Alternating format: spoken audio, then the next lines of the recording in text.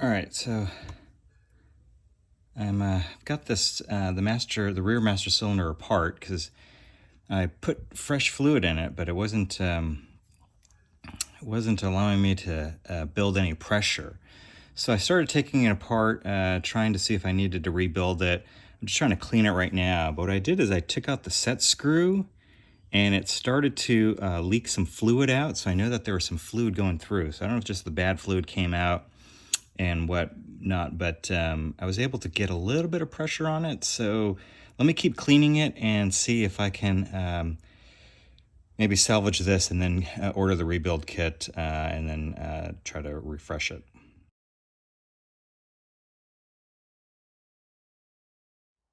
Okay, so the master cylinder that I ordered for this K75 S finally arrived, and I thought, well, since I'm replacing the master cylinder, I might as well go ahead and replace the brake lines.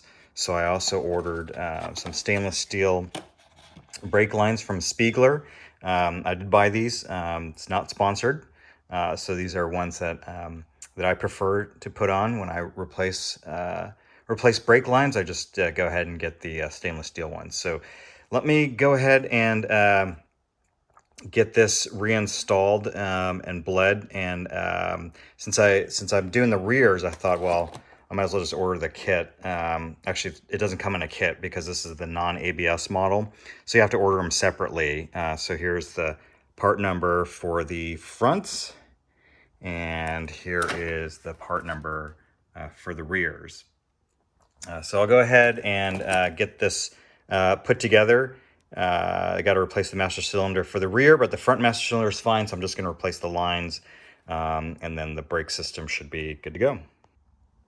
All right, so now I'm underneath the bike, and you can remove the rear main cylinder right there.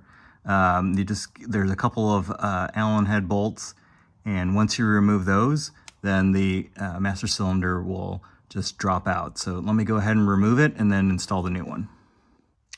All right, I saw a tutorial where somebody said, oh, you need to remove this whole plate, take all the saddlebags off, and then rotate this down in order to remove your master cylinder. But actually, if you feel underneath, you can actually just access it from the back side. So now I'm underneath the bike, and there's a couple of Allen head bolts here. And if you remove those, you can just pop the master cylinder off without having to touch anything else. So let me go ahead and do that, and I'll show you what it looks like. All right, and then since I need to replace this master cylinder, I'm going to replace the feed tube as well, which goes from the reservoir up here, and I took that off already. So I'm just going to take the new one and feed it back to where the reservoir goes, which would be right about there, and make sure you connect it to the right side of the barbed thing here. So let me go ahead and do that. Feed it through, and then we'll keep going. Okay, so I've got the feed hose fed through, and kind of goes down and then underneath the coolant reservoir, and then it comes out this way, and then it goes down, and then it pops out at the bottom of the bike here.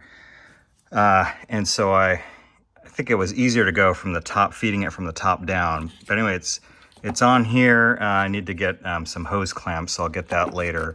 But that just fits into the brake reservoir there, and the other end attaches to the master cylinder. But let me finish taking out the master cylinder because it's still attached to the caliper back here. So let me take that off.